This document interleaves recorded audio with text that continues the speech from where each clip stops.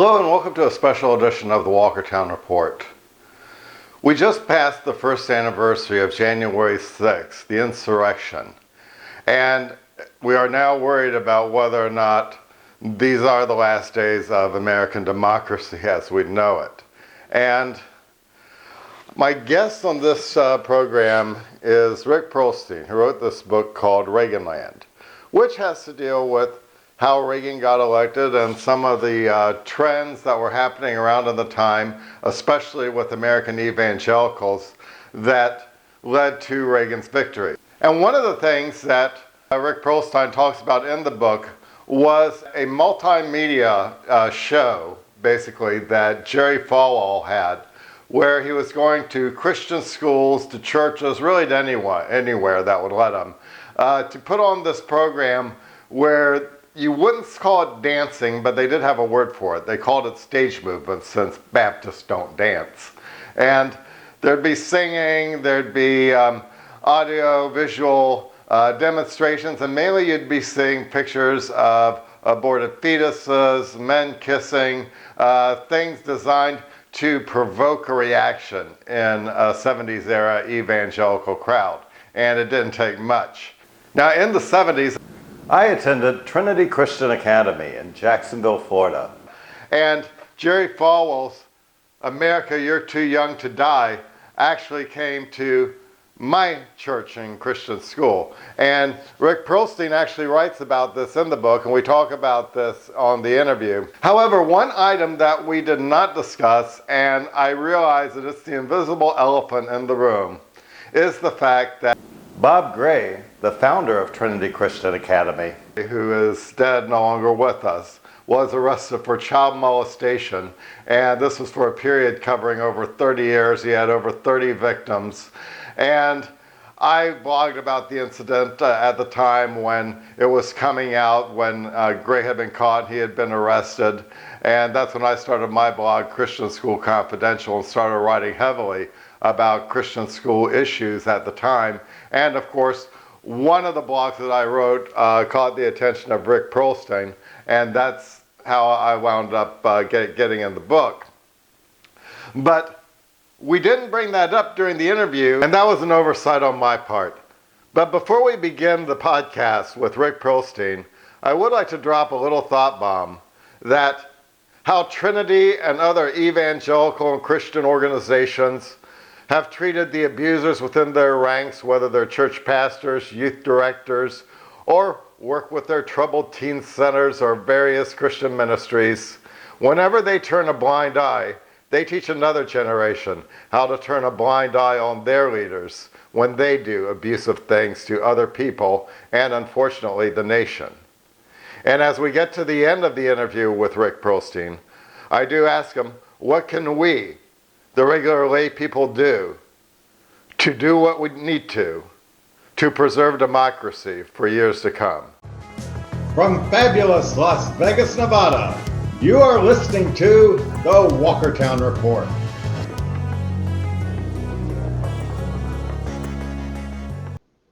Hello, and thank you for listening to the Walkertown Report. My name is Dwayne Walker, and my guest for this podcast is Rick Perlstein, the author of this book, Reaganland.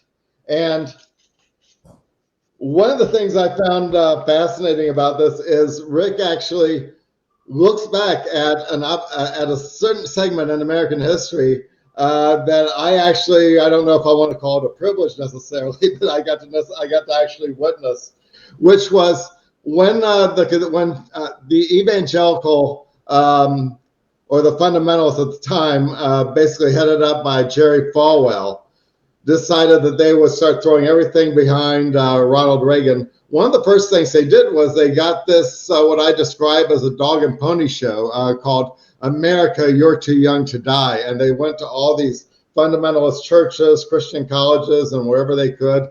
And you would see slideshows of aborted fetuses, men kissing, things like that. And then, of course, you'd have some senators coming in talking about how they're concerned about the way America's going. And this is largely because Jerry Falwell made a major proclamation back when Martin Luther King was alive that Christians shouldn't get involved in politics. And now he was kind of changing his tune. And anyway, I got Rick Perlstein here. And so, Rick, as far as with something like America, You're Too Young to Die, tell me, did Jerry Falwell really get, or not necessarily Falwell, but the conservative movement, did they really get a boost from things like that? Oh, I completely think that they got a boost because, as you point out, there was this tradition within the evangelical world of not getting involved in, electoral politics, right? I mean, there was a theological, I forget which biblical verse it is, but, first of all, there's render unto Caesar and things that are Caesar's and unto God, things that are God, but there's this line about how, you should cast your eyes to the heavens and, not this worldly, kind of fallen place. And, people in very fundamentalist areas would complain that people, serious Christians, but the kind of people who went to church a couple times a week wouldn't vote. They were literally believed it was sinful, right? They were trying to retreat from the world. And of course, what happens was the 60s and all these issues that seemed to be kind of a settled consensus about sexuality, mostly issues around the family, broadly understood, and sexuality, were suddenly political, and all these liberation movements born in the 60s were kind of working their way, into the institutions, through, the attempt to enshrine the Equal Rights Amendment, through the gay rights movement, through the feminist movement. And, there was this basically a moral panic. And one of the things, one of the kind of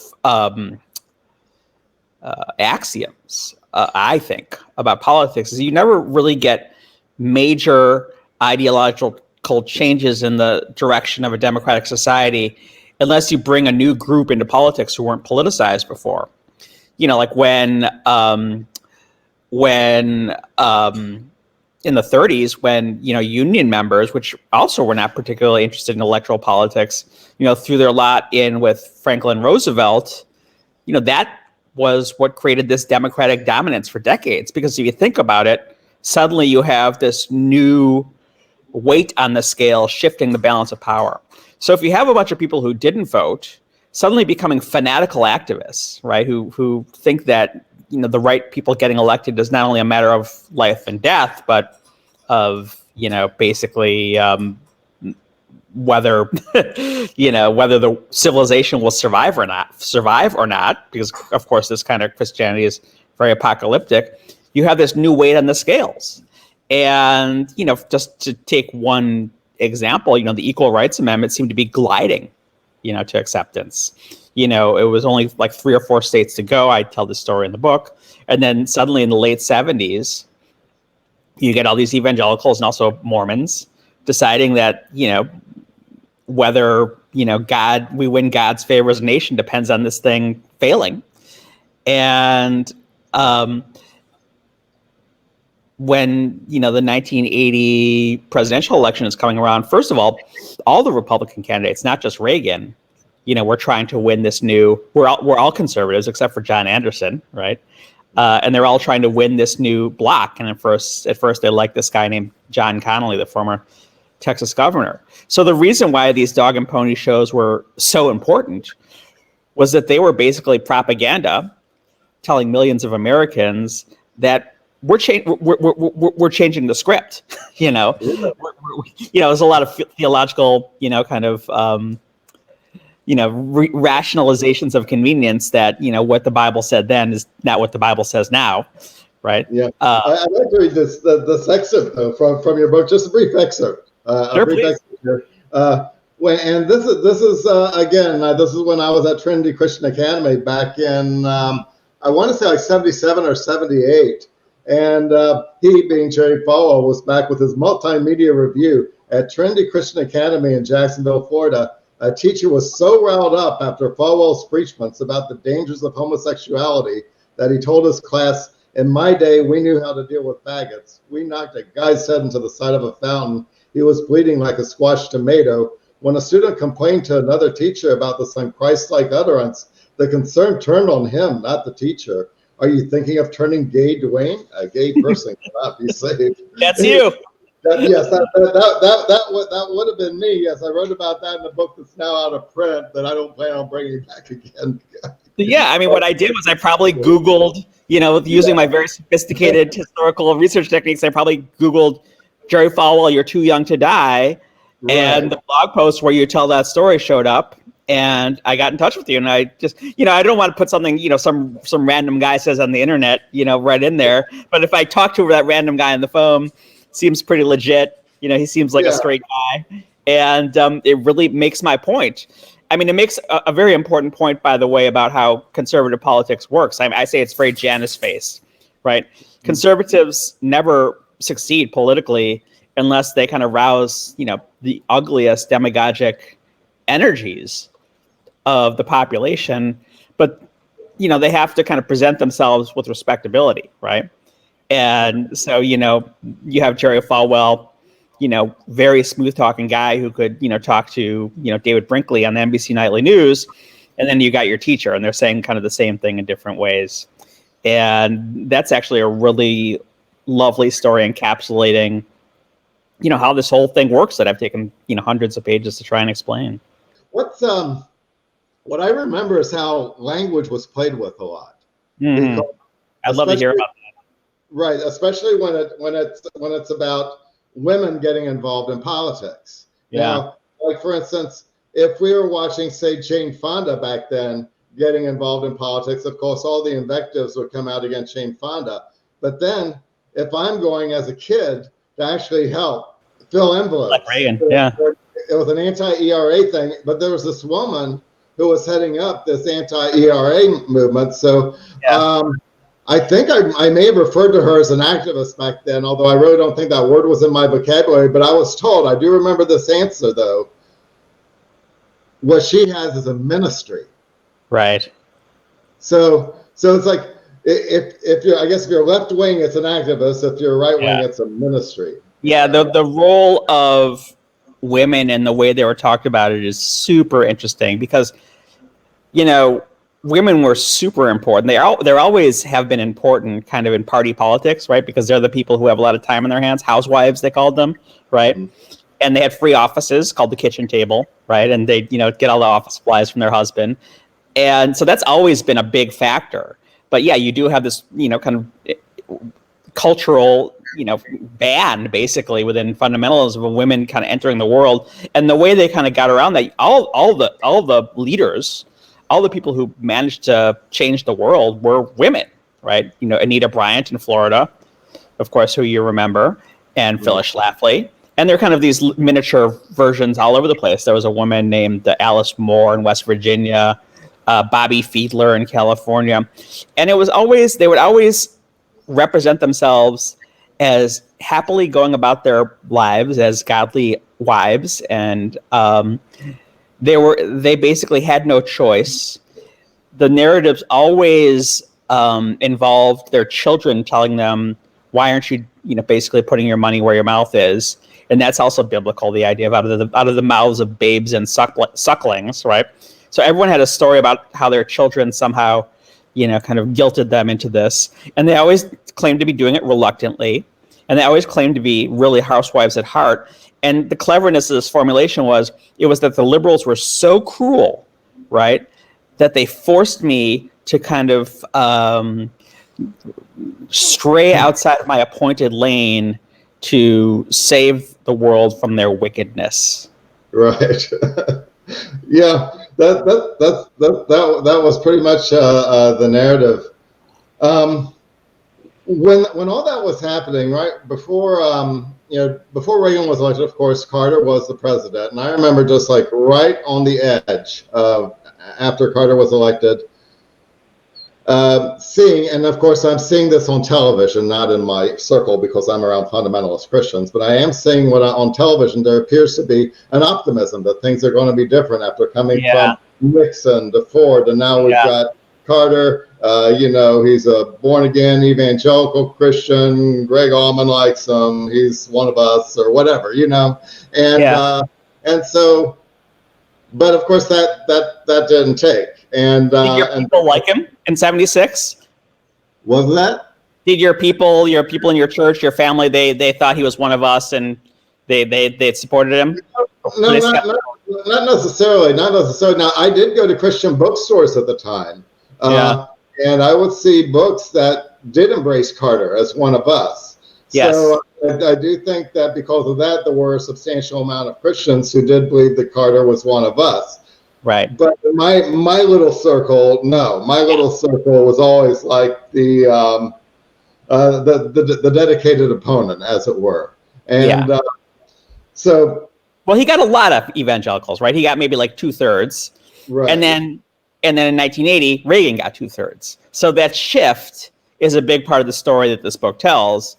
And a lot of that is kind of evangelicals coming into their own version of political consciousness, that what it means to be an evangelical is to hold all these right-wing political positions, right? Just very hawkish in foreign policy. I have an unbelievable Jerry Falwell pamphlet that came out in 1980, and it basically prophesies that there's going to be a nuclear war between America and the Soviet Union. What a wonderful thing it's going to be, because afterwards Christ is going to come back in glory. And the idea that this guy could be like a mainstream figure and could be on TV and write op-eds in the Los Angeles Times, and meanwhile he's circulating this pamphlet that's saying nuclear war is a good thing, right? I mean, no one can tell me that the fundamentalists these days are crazier than the fundamentalists then. But basically all through this period, 77, 78, 79, they're like, oh wait, Jimmy Carter. Well, of course, there was this very strange thing where he gave an interview in Playboy magazine, and by the way, explained Christian theology in a really beautiful and clear way. But he also mentioned that he had sexual urges, right? And so, like, it was just basically the kind of sharpness with which you had to kind of, believe in this very narrow vision of society became what it meant to be a Christian. And Jimmy Carter was a very skilled politician in getting elected in 1976. And part of his skill was being all things to all people. So he managed to signal to evangelicals that he was one of them, and a lot of them bought it. But he also managed to signal to Greg Allman that he was one of them, and he managed to signal to New York liberals and Jews that he was one of them. And he managed to signal. So I have a little shtick about that. One of Gerald Ford's strategists is like, oh my God, everyone thinks that Jimmy Carter is one of them. And that kind of sets up a really fun story about what happens when a guy who is all things to all people actually has to govern the country and make decisions in which one side wins and the other side loses. And, he had a very complex ideology that didn't really kind of hew down any particular line, but he was very committed to the ERA, right? And he was very committed to bringing more women into government. And he liked Bob Dylan and rock stars. Yeah. So, lo and behold, by 1980, there are people, big evangelical ministers, not Falwell in this particular story, but James Robeson, holding onto the White House gates and praying fervently that God will rescue America from this, heathen. And then Jerry Falwell is a great story with him, and where he goes to, they start the Moral Majority, which was the big kind of basically the AFL-CIO of Christians, and he tells this astonishing story to a chapter of the Moral Majority in Alaska, of all places, that he went to the White House, which was true, and that he asked Jimmy Carter why he was hiring so many homosexuals to work in the White House. And Jimmy Carter said, well, I believe in, representing all Americans in the White House. And Jerry Falwell claimed that he had said, well, are you going to hire robbers and rapists too? And the whole thing was on tape, and he had completely made it up. So it was completely humiliating for Jerry Falwell. But using those clever word games that they're so good at, he somehow managed to not really quite apologize and make himself into the victim. Right. No, your book's very rich in 70s happenings, basically. Well, right. Just reading it. I mean, everything from Anita Bryant to yes, Patty Hearst is in it, and lots of visuals. But it's funny, when I look back at the 70s, I'm seeing as a kid, Hal Lindsey books, movies like A Thief in the Night, and all that. The world is coming apart. And it is. Today, it's a great time to be an apocalyptic Christian. Yeah. I I'm not seeing that much difference, but yet in the media, I'm seeing the 70s portrayed like in the 70s, the 1950s was portrayed like Oh, a really? time of innocence. And, Wild. and that's how I'm interpreting it. I don't know, but what kind of parallels are you seeing between how things were in the 70s versus how things are right now? Well, it is a really apocalyptic moment for America and the world, right? Um, um, that's a huge question. First of all, I mean, it's not something that you can kind of answer in a sentence or two, but and there's a lot of differences. I mean, so I mean, I don't know. Maybe refine the question. I mean, what do you see? What's interesting to you?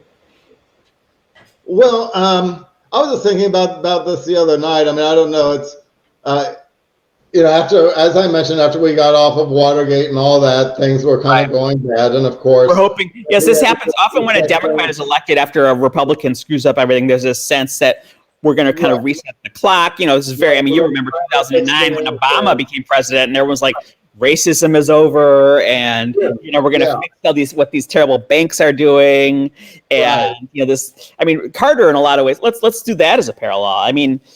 There's this saying, I think Bill Clinton might have said it, that when it comes to choosing presidential candidates, Republicans fall in line, right? They're authoritarian. Democrats fall in love. And they always love this outsider figure like Carter, like Obama, that promises cleansing, redemption, right? All things to all people, always kind of campaigns in this very kind of populist vein that I'm going to return government to the people. And then suddenly they find out that the divisions in the country are, much deeper than that kind of glib idea that all it takes is one smiling guy, to fix everything. I guess I look at Biden and I see almost a type of Carter. Well, I see Biden and Carter as pretty different. I mean, Biden's in the book, right, as you know, and Biden was one of these Democrats in the Carter era who really, he was a neoliberal. I mean, he bragged about being the most frugal senator. He did a lot of fancy footwork to kind of give fellow Democratic senators a way to vote against, school desegregation. So he was kind of one of the more right-wing senators. But look, he was he's been in politics now. It's going to be going on, 50 years. He was first elected to the Senate in 1972. And so he really knows what he's doing. He understands the government. He understands administration. Carter was so green and so arrogant that he could kind of go in with his own guys and do his own thing and not make any connections. So in that way, they're so different. They're opposite. But, basically the idea that a Democrat comes in office and harvests all the shit end of the stick that the Republicans bequeath to them. Well, yeah, that's certainly a parallel, right? Exactly. So Biden is kind of seen as this hapless figure. I don't think he is. I mean, for one thing, he's in this terrible situation where there's 50 Democratic senators and, 2 of them are practically Republicans. So he's basically like absolutely stymied. But people, the media doesn't say, oh, well, this system is basically set up for this poor guy to fail. They say he's failing and it's his fault, right? So, that's the way politics works. But I think that, Biden is a much cooler customer, much more resilient. But I think, the situation where basically the Democrats, basically Democrats clean up the Republicans' messes, right? So Democrats, inherit these terrible deficits and they turn them into surpluses in the case of Clinton, right? And they think that because they've proven themselves to be kind of frugal and competent administrators, the Republicans won't think that they're Beelzebub. But that's not how the right works, So, I mean, yeah. I think I'm much more into processes than parallels. So there's a process involved, right? And we're kind of dealing with right now, the biggest part of all the craziness we're going through is, harvesting the consequences of conservative governance. All the messes in the foreign policy, the idea that America could be the world's policeman, all the idea that since government is illegitimate, we can just hire hacks, and businessmen and people who know nothing to run the government. And, Democrats come in and they're a little too nice for their own good. And they think that the best way to kind of show that they're decent folks is to compromise and negotiate with these people who've screwed everything up.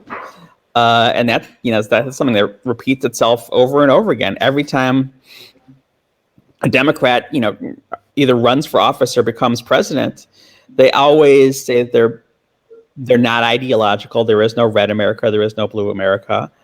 And every time the conservatives call him a communist.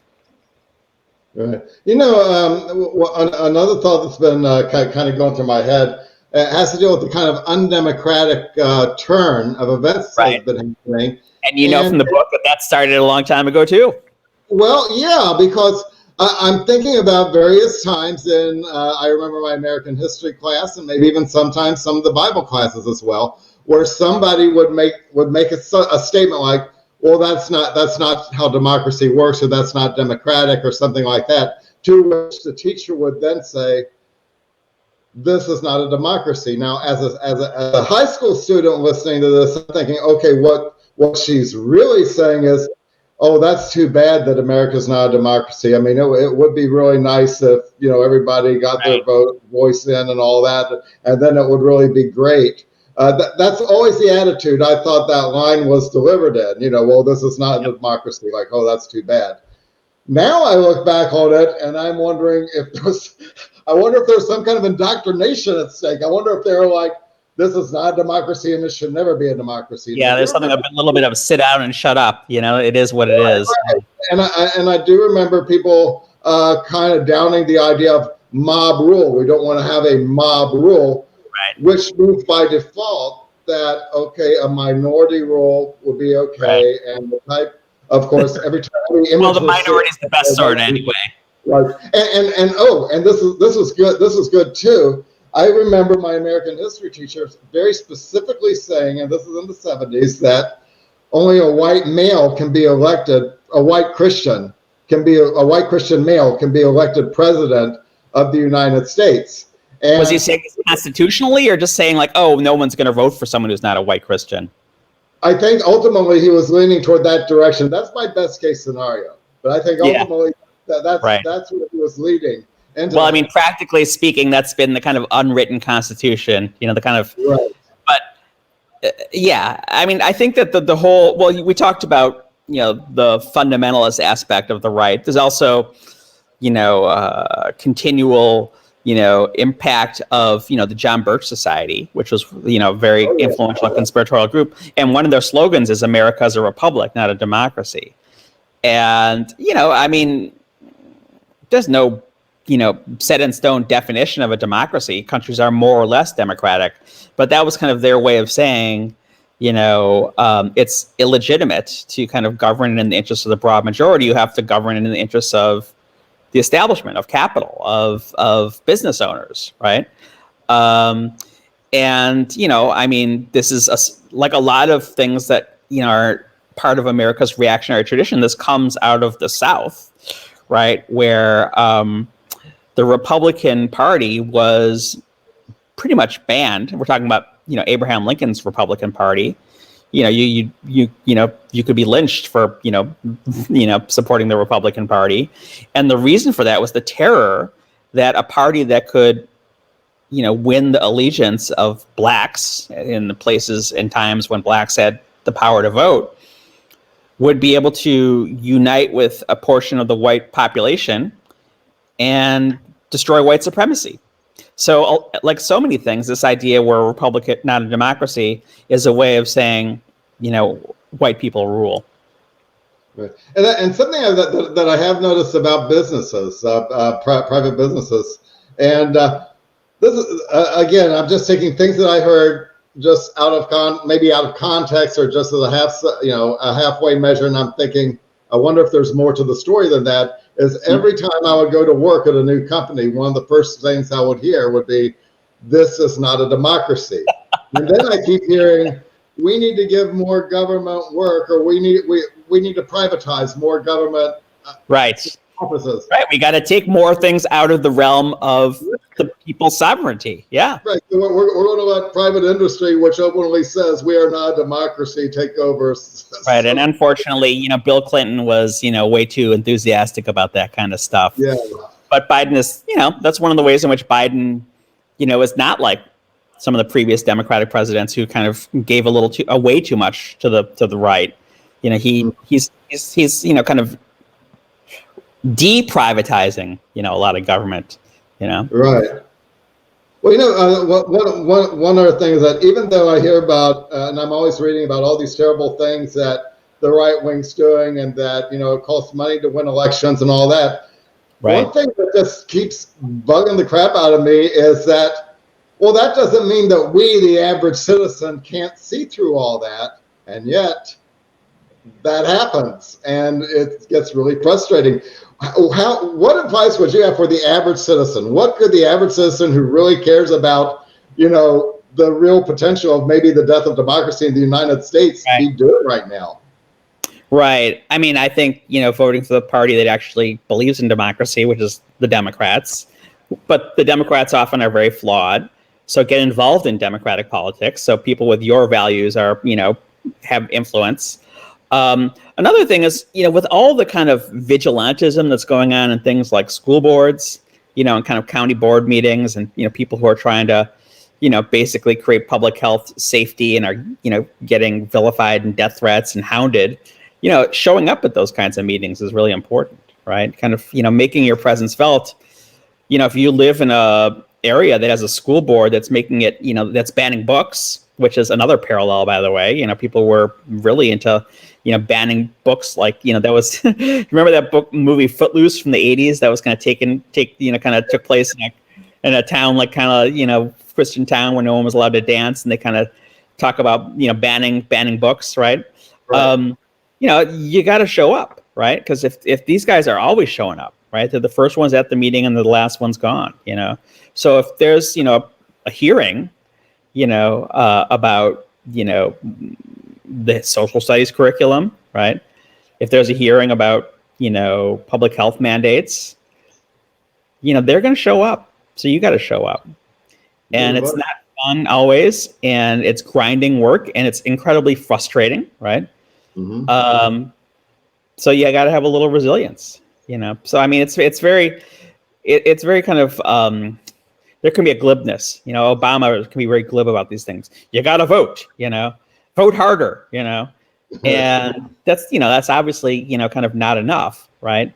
But, really, unfortunately, all we got is active citizenship. That's all we got. You're right. So what the money? what is next right now? Is there going to be like I hate to say this, is there going to be a Trump land? Well, this is so funny. Everyone asks me that, when's Trump land coming up? And I'd always say, well, I did all this journalism, all through the 2000s. And I did journalism about Trump. I've written about, I spent 2016 on the road, writing about the Republican campaigns. And I'd say, go look at that, But actually now I'm actually surprising myself. I'm making preparations to write a book about the last 20 years. So basically, practically speaking, although I hope they don't call it that, I am kind of working on Trump land. Well, I can't wait for the book Trump land, but I certainly hope we don't really live in Trump land. So yeah, knock on wood. It'll also be shorter. So right. Well, thank you very much for being with us on the Walkertown Report, Rick, and of course, thank everybody for watching. And I'll see you next time on the Walkertown Report. Thank you for listening to the Walkertown Report. Links to any product discussed on the Walkertown Report may be found in the description. If you do not have access to the description, please visit walkertown.com for more information. Thank you for listening to the Walkertown Report.